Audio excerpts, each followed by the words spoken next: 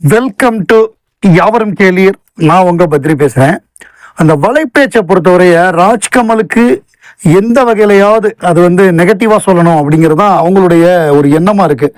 அதாவது இதுக்கு முன்னாடி அவங்க என்ன பண்ணாங்கன்னா, ஒரு 2-3 மாதத்துக்கு முன்னாடி சேயோன் படம் பூஜை போட்ட உடனே இந்த படம் ப்ராஃபிட் ஷேரிங்கில் தான் பண்ண போகிறாங்க, சிவகார்த்திகேயனுக்கு ஒரு கம்மியான அட்வான்ஸ் கொடுத்துருக்காங்க, சின்ன பட்ஜெட்டில் பண்ண போகிற படம் இது அப்படிங்கிற மாதிரி ஒரு தகவலை சொன்னாங்க. அப்போ சித்ரா லட்சுமணன் என்ன சொன்னார்னா, யாருங்க இந்த மாதிரி தப்பான செய்தியெல்லாம் சொல்கிறா, சிவகார்த்திகேயனுக்கு சம்பளம் கொடுத்துதாங்க இந்த படத்தையே பண்ணுறாங்க, இது ப்ராஃபிட் ஷேரிங்லலாம் பண்ணலைங்க அப்படின்னு சொல்லி அவங்க ஓப்பனாக அடித்தார் சித்ரா லட்சுமணன். இப்போ நேற்றுக்கு பார்த்தீங்கன்னா என்ன சொல்கிறாங்க, இது 65 கோடி ரூபா சம்பளம் கொடுக்குறாங்க ராஜ்கமல் சேயோனுக்கு, வேற யாராவது கேட்டால் 75 ஆக்கிடுவார் அப்படிங்கிற மாதிரி சொல்கிறாங்க. ஸோ இப்போ என்னென்னா, தயாரிப்பாளர் சங்கம் இப்போ தான் 2 நாளைக்கு முன்னாடி எல்லாமே ப்ராஃபிட் ஷேரிங்கில் தான் நடிகர்கள்லாம் வேலை செய்ய வரணும் அப்படின்னு ஒரு விஷயத்த சொல்கிறாங்க. இப்போ பாருங்கள், இதுக்கு முன்னாடி வரைய ப்ராஃபிட் ஷேரிங்கில் தான் இந்த படத்தில் சிவகார்த்திகேயன் நடிக்கிறாரு, அவருக்கு கம்மியான அட்வான்ஸ் தான் கொடுத்துருக்காங்க ராஜ்கமல் அப்படின்னு சொல்லிட்டு தயாரிப்பாளர் சங்கம் இப்படி ஒரு தீர்மானம் போட்டிருக்காங்கன்னு உடனே இமீடியட்டா ராஜ்கமல் 65 கோடி சம்பளம் கொடுத்துருக்காங்க, இப்போ வேற யாரும் கேட்டால் 75 கோடி கேட்பார் அப்படின்னு சொல்லி இது எல்லாமே எகென்ஸ்டா, ராஜ்கமலுக்கு எகென்ஸ்டா பண்றாங்க. ஆனால் ராஜ்கமல் இதை ப்ராஃபிட் ஷேரிங்லாம் பண்ணலை. அவங்களுக்கு இந்த ப்ராஃபிட் ஷேரிங் அப்படிங்கிற அந்த கான்செப்ட் இதுக்கு முன்னாடி அவங்களுக்கு உடன்பாடு கிடையாது. அவங்க சம்பளத்துக்கு தான் இவரை நடிக்க கூப்பிட்டாங்க. ஏன்னா இந்த ப்ராஃபிட் ஷேர் அப்படிங்கிறது இங்கே எப்படி ஒர்க் அவுட் ஆகுங்கிறது நமக்கு இதுவரை தெரியலைங்கிறதுனால அவர் அந்த மாதிரி ஒரு முடிவில் பண்ணாங்க. இப்போ தான் தயாரிப்பாளர் சங்கம் தீர்மானம் போட்டிருக்கு. இதுக்கப்புறம் என்ன பண்ண போகிறாங்கங்கிறது அதுக்கப்புறம் நடக்க வேண்டிய விஷயம். ஸோ பாருங்களேன், அவங்க எப்படியாவது ஒரு ராஜ்கமலுக்கு ஒரு கெட்ட பேரை ஏற்படுத்தணுங்கிற ஒரு நோக்கத்தோட, அவங்களுக்கு எதுவுமே நல்லது நடந்துடக்கூடாது. அதாவது விக்ரம் மிகப்பெரிய வசூலில் ஓடினப்போ ஐயோ அம்மானு வயிற்றுலையும் வயலையும் அடிச்சுக்கிட்டாங்க. ஹவுஸ்ஃபுல்லாக ஓடி யாருக்குமே டிக்கெட் கிடைக்காம அப்படி ஓடுனுச்சு. அப்போ இவங்க என்னமோ இவங்க பாக்கெட்லேருந்து எல்லாருக்கும் டிக்கெட் எடுத்து கொடுத்த மாதிரி வயிற்றுலையும் வயலையும் அடிச்சுக்கிட்டு இவ்வளோ வசூலாகுது, கமலுக்கு இவ்வளோ லாபம் வருதுன்னு அடிச்சுக்கிட்டானுங்க. இவங்க மட்டும் இல்லை, இன்னும் நிறைய பேர் அந்த மாதிரி வயிறு எரிஞ்சு செத்தானுங்க நிறைய பேர். இந்த மாதிரி குரூப் இது. இந்த குரூப் எப்படின்னா, இப்போ கரை படத்துக்கு ஓப்பனிங்கே இல்லை, அந்த படம் அந்த ப்ரமோவும் ஒன்றும் பெருசாக, அந்த டீசரும் ஒன்றும் பெரிய அளவில் கிளிக் ஆகலை. அதுக்கு என்ன சொல்கிறாங்கன்னா, இவர் வேல்ஸ் இன்டர்நேஷனல் ரொம்ப ஹாப்பி 10 மில்லியன் வியூவை கிராஸ் பண்ணதில்லை அப்படிங்கிறானுங்க. ஸோ இதே வேற ஒரு நடிகராக இருந்தால் அதில் பாட்டு போட்டு ஓட்டினாங்கன்னு இருப்பானுங்க. ஸோ இது எப்படின்னா, முழுக்க உலகநாயகன் கமல்ஹாசன் மீதும் ராஜ்கமல் மீதும் வன்மத்தோடு திரிகிறாங்க. நமக்கு விக்னேஷ் ராஜா அவர் ஒரு கமல் ரசிகர், அவர் படம் ஓடட்டும், தனுஷ் படமும் ஓடட்டும், நமக்கு அதிலலாம் ஒன்றும் இல்லை. இவங்க என்ன மாதிரி இருக்காங்கிறதுக்காக நான் அதை சொல்ல வரேன். நடிகர் சங்கம் ஒரு பதிவு போட்டிருந்தாங்க. அதாவது எலெக்ஷன் முடிஞ்சதுக்கப்புறம் நம்ம பார்த்துக்கலாம், பேச்சுவார்த்தை நடத்திக்கலாம், இது மே 4க்கு அப்புறம் பேசிக்கலாம், நீங்கள் அவசரப்படாதீங்க அப்படின்னு சொன்னாங்க. மே 2ஆம் தேதி நீங்கள் ஸ்ட்ரைக் பண்ண வேண்டாம் அப்படின்னு நடிகர் சங்கம் கேட்டுக்கிட்டாங்க. அதுக்கு பதில் என்னன்னா, ஸ்ட்ரைக் தொடரும். கடந்த 3 ஆண்டுகளாக வருமான பகிர்வு முறையில், அதாவது ப்ராஃபிட் ஷேரிங், நடிகர்கள் எந்தவித முடிவும் எடுக்கவில்லை. பரிந்துரைக்கு ஒத்துழைக்காததால் எங்களுக்கு பொருளாதார இழப்பு என தெரிந்தும் அடையாள வேலை நிறுத்தம் என்ற நிலைக்கு தள்ளப்பட்டுள்ளோம். பேச்சுவார்த்தை நடந்தால் வேலை நிறுத்த தீர்மானம் மறுபரிசீலனை செய்யப்படும், இல்லையெனில் வேலை நிறுத்தம் தொடரும். நடிகர் சங்கத்திற்கு தயாரிப்பாளர் சங்கம் பதிலடி. அதாவது அவங்க தெளிவாக சொல்கிறாங்க, எலெக்ஷன் முடியட்டும், எலெக்ஷன் ரிசல்ட் வரட்டும் மே 4ஆம் தேதி. மே 4ஆம் தேதிக்கு அப்புறம் பேச்சுவார்த்தை நடத்துவோம்னு சொன்னால், நீ மே 2ஆம் தேதியே பேச்சுவார்த்தைக்கு வான்னா என்னன்னு பேச்சுவார்த்தை நடத்துறது? முதல்ல நடிகர்கள்லாம் ஒன்று சேர்ந்து பேசணும், அவங்களுக்குள்ள ஒரு யுனானிமஸாக ஒரு கன்சென்சஸ்க்கு வரணும். அந்த கன்சென்சஸ்க்கு வந்ததுக்கப்புறம் அவங்க தயாரிப்பாளர் சங்கத்துக்கிட்ட பேசணும்.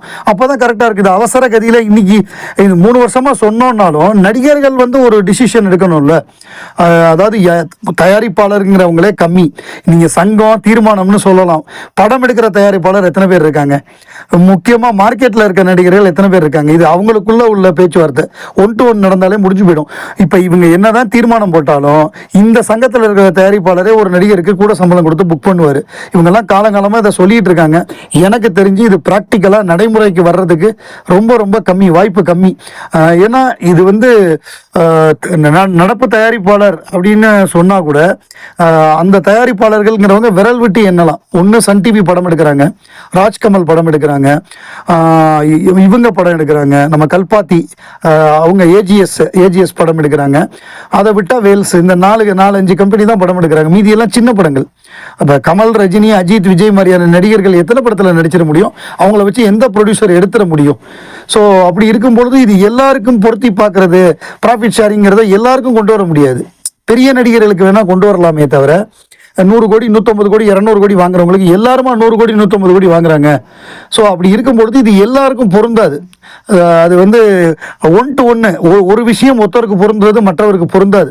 இது சின்ன நடிகர்களுக்கெல்லாம் பொருந்தவே பொருந்தாது. மணிகண்டன் மாதிரியோ அப்கமிங் இருக்கக்கூடிய அவங்கள மாதிரி ஆட்கள்லாம் கம்மியான சம்பளம் வாங்குறவங்க 5 கோடி 6 கோடி வாங்குறாங்க. கவின், மணிகண்டன் அந்த மாதிரி நடிகர்கள் தான் நிறையா. இது பெரிய நடிகர்கள் கமலஹாசன், ரஜினிகாந்த், அஜித் மாதிரியான நடிகர்கள்லாம் விரல் விட்டு எண்ணக்கூடியவங்க தான் இருக்காங்க. ஸோ அப்படி இருக்கும்பொழுது இது எல்லாருக்கும் பொருந்துமான்னு எனக்கு தெரியல, ப்ராக்டிக்கலாக ஒத்துவருமானு தெரியல. இன்னைக்கு பின்னணி பாடகி ஸ்வர்ணலதா அவர்களுடைய பிறந்த நாள். ஸ்வர்ணலதா வந்து ஒரு யூனிக்கான சிங்கர்.